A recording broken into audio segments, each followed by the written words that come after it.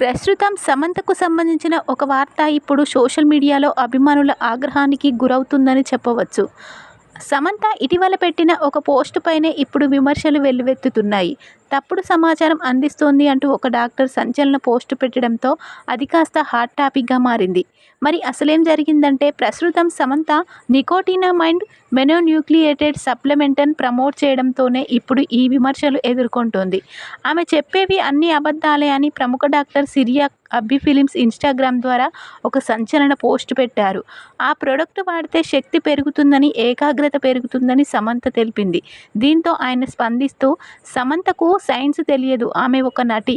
ఆ కంపెనీ ఒక మోసపూరితమైనది. నాడ్ అనేది జీవక్రియకు ఒక ముఖ్యమైన కోఎంజైమ్ అయితే అనేది నాడి స్థాయిలను పెంచుతుంది, ఆరోగ్యాన్ని మెరుగుపరుస్తుందని ప్రచారంలో ఉన్న ఒక సప్లిమెంట్. చాలామంది దీనిని వాడితే వృద్ధాప్యాన్ని తగ్గించే అద్భుతమైన ఔషధం అంటూ మార్కెట్ చేస్తున్నారు.